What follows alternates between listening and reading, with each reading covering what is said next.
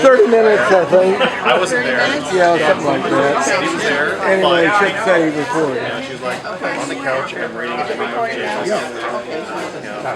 So she Alright. to see who it was. Someone could stand in front of the pool. It would be good. You know how to run mine? Okay. Yeah, it's video. Here's the on and off switch. This is the on and off switch.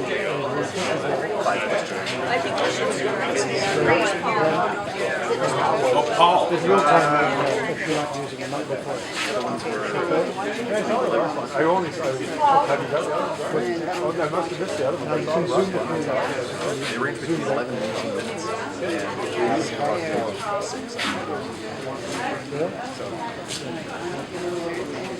Not yet. Push that button. I'll push it. People know what we're doing.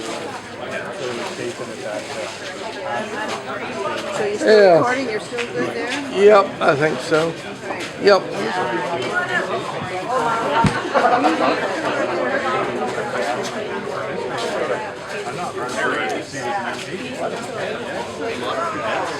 Like I don't know why.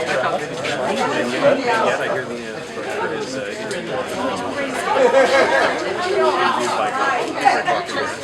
I just need to have a look at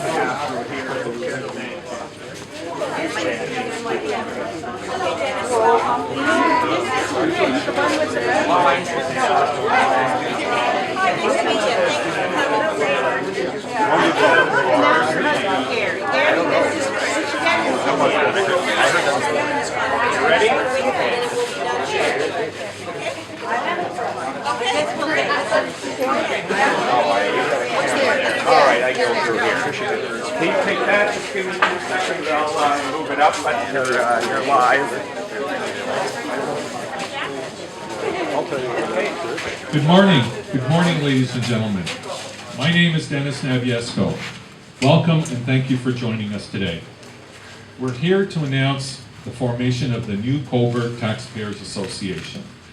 I would like to start by welcoming some special guests that we have here with us today.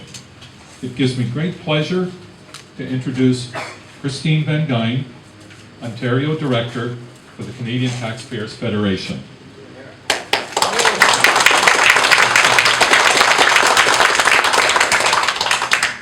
Jim Ronson, current chair of the Port Hope Ratepayers Association.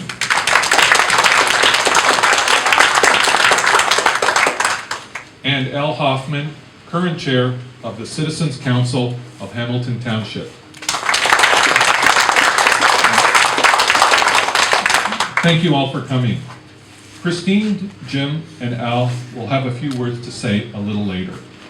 We will invite questions from the media after Lydia and her guests have finished with their remarks.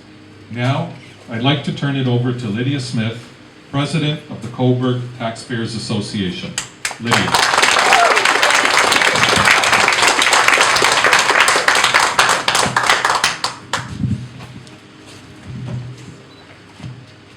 Good morning. Good morning. Actually, it's a great morning. Welcome and thank you for coming today.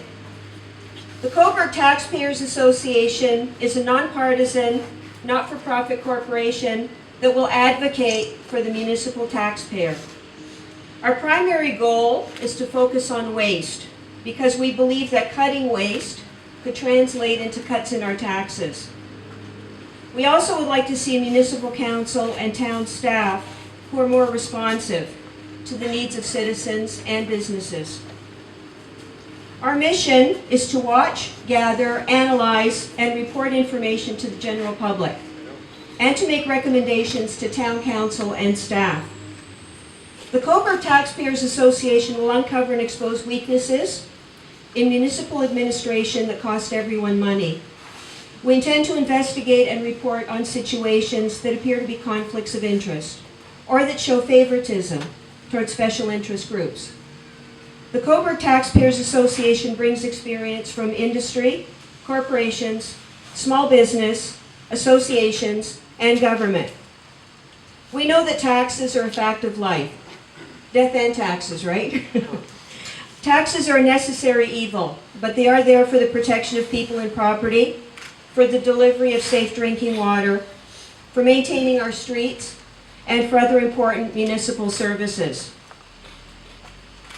We think these essential services must be undertaken with a new attitude. We want to see an attitude, a culture of accountability that will seek to eliminate waste and bring down property tax levels, because high taxes act as barriers to economic growth and to an inviting business climate. The Cobourg Taxpayers Association has concerns and questions about several key issues that affect Cobourg taxpayers. Two of them include increased municipal staffing levels and salaries, and the Town of Cobourg Holdings, Inc. Let's start with staffing levels and salaries. During the 4-year term of the previous council, Cobourg's population has remained relatively unchanged. So we wonder, why is it that the total number of town staff have jumped from 266 to 325, and total payroll costs have increased by just over 30%. During this same 4-year period, the number of town staff earning over $100,000 almost doubled from 18 to 31. Show of hands, how many people here are making over $100,000? I thought so. And the total municipal portion of property tax levies grew by over 13%. Now let's talk about the Town of Cobourg Holdings, Inc. Mayor Braconier, by virtue of his office, sits as the chair of the Town of Cobourg Holdings, Inc. This company is also known as Holdco, and it is a parent company of several subsidiaries that deliver electricity, water and water treatment, and internet fiber optic services. So, we wonder why Holdco provides no financial disclosure to the public. None. Even though it is 99.9% owned by the Town of Cobourg, and therefore by us, its citizens. Why does the mayor excuse this by continuing to say that it's a private company? We will ask hard questions, and we will not stop asking until we get answers. The Cobourg Taxpayers Group welcomes citizen involvement. We hope that people will talk to us about their concerns and consider becoming supporters. We also hope they will provide us with any information that can help us eliminate waste or improve efficiency in order to reduce everyone's taxes. We invite Cobourg citizens to visit our website or to sign up for our email list to receive regular updates. And we have some brochures, business cards, and forms if you wanted to sign up to become a supporter on that desk at the back there. Our website address is www.cobourgtaxpayers.ca. And now I'd like to turn this news conference back over to Dennis Nebiesco. Dennis? Thank you, Lee. Before we take any questions, I'd like to make some introductions. First, I'd like to introduce the officers of the Cobourg Taxpayers Association. Lydia Smith, our president.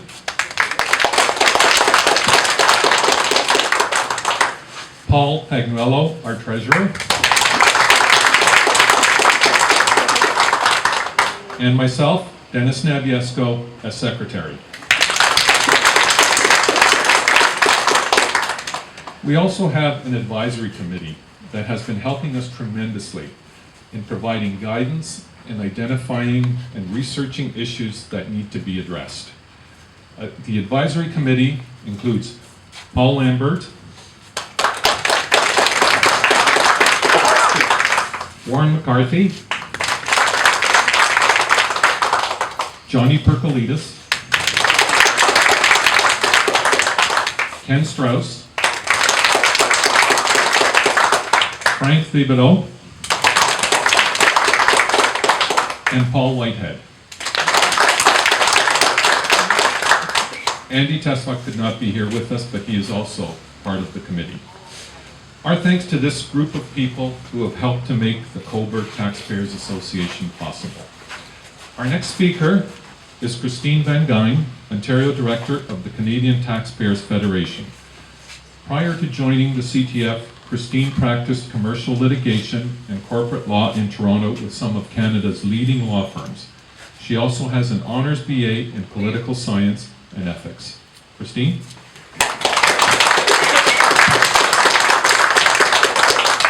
Thank you so much, Dennis. My name is Christine Van Gyn. I'm the Ontario Director of the Canadian Taxpayers Federation. We are a non-profit group, non-partisan group made up of 82,000 members, and we're funded solely by non-tax deductible donations by over 30,000 donors. We advocate for lower taxes, less waste, and accountability in government at the national and provincial level. While we don't endorse any particular ratepayers associations, I do know a number of people on the Cobourg Taxpayers Association, so I also do always like any excuse to come to beautiful Cobourg on a summer day like this. So thank you very much for inviting me.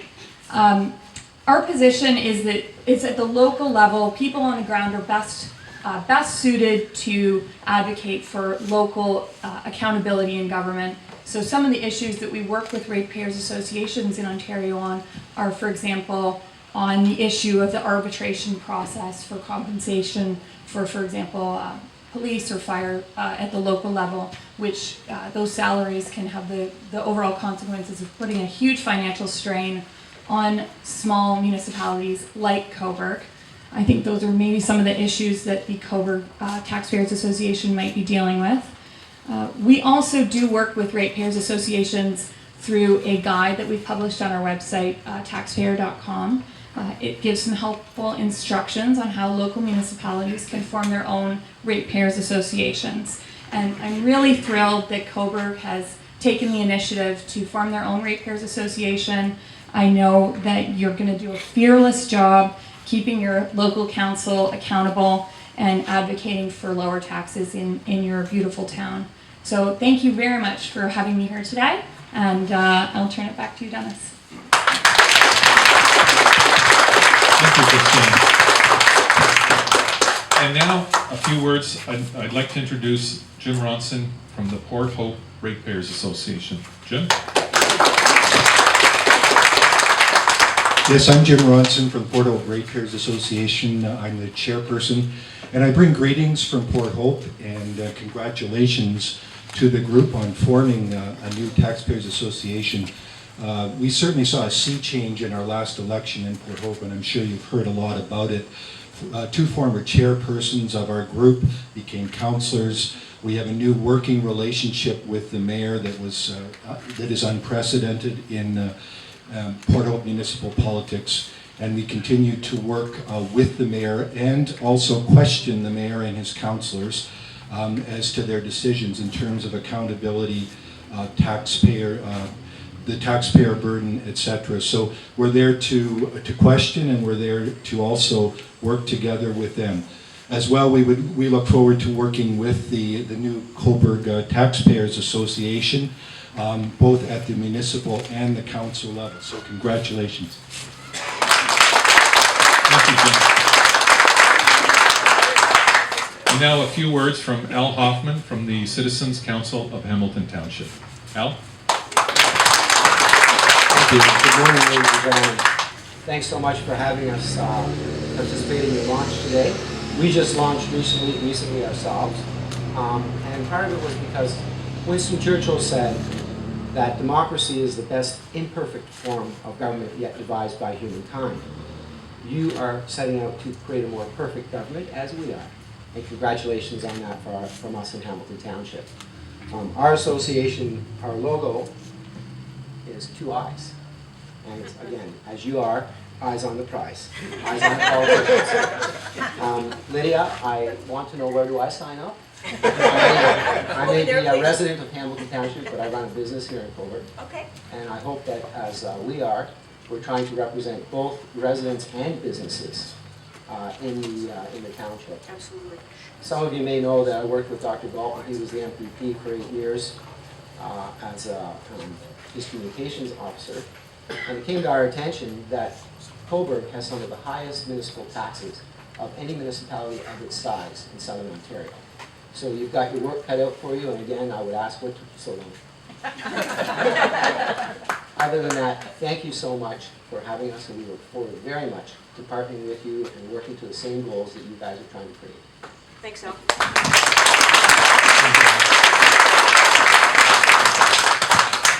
I also have a couple of congratulatory messages from the Toronto Taxpayers Coalition and the York Region's Taxpayers Coalition, who couldn't be here today. Dear Lydia, on behalf of the York Region Taxpayers Coalition, I want to extend a warm welcome to you as the president of the newly formed Cobourg Taxpayers Association. We have heard many glowing reports of your work in the community. Congratulations on your appointment. We are confident that your influence will continue to encourage our proud tradition of involvement in worthwhile municipal causes. At this time, we are supporting legislation in favor of accountability in local government, and we hope you will support these initiatives. Signed, Maddie DiMuccio, President of the York Region Taxpayers Coalition. To the newly formed Cobourg Taxpayers Association. In 2010, the Toronto Taxpayers Coalition was founded on the mandate of bringing accountability, less waste, and lower taxes to the municipal taxpayer. Part of our success came about as a result of the encouragement from ordinary citizens who wanted to see improvement in local government. As president of the Toronto Taxpayers Coalition, it's my pleasure to extend my welcome and congratulations to your board of directors and your membership. Cobourg residents have much to be thankful for with the formation of your association, and we look forward to working towards improving an accountable system of municipal government in Ontario together. Signed, Andrea Michieli, President of the Toronto Taxpayers Coalition. Now, we welcome questions from the media. Please give your name and the name of your news organization before you ask your question. John. Yes, John Hill, Northumberland 89.7. Last night's Cobourg Council meeting, Lydia, you presented a letter criticizing the increase of staff in parks and recreation. Following the meeting, I questioned the mayor, and he said the statistics that you pointed out in that letter are just untrue. Would you care to comment on that? Thank you, John. I would love nothing more than to comment on that.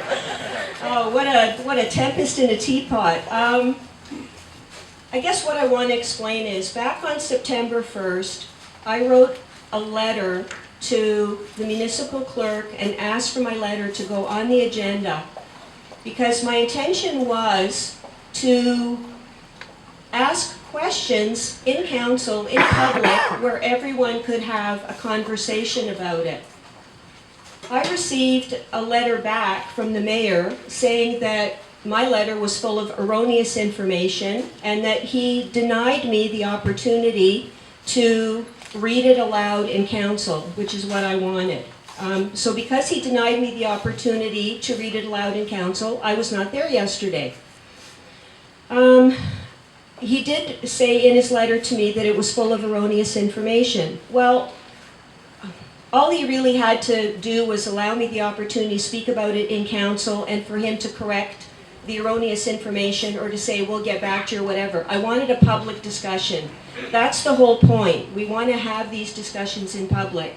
The allegedly erroneous information came from a financial information report that the town of Cobourg is required to file with Ontario municipalities. So it's a legal document filed by the town of Cobourg, and if the information there is wrong, then I await an explanation, I guess. That's about all I can say. What I mean, in a way it's wonderful for us because it's created a lot of publicity, it's created a lot of buzz, which is absolutely wonderful. But what I really regret is the methodology, and that's the whole problem. I shouldn't say it's the whole problem, but it's one of the problems or one of the issues that I have. I really would like to see the opportunity for us to have a dialogue.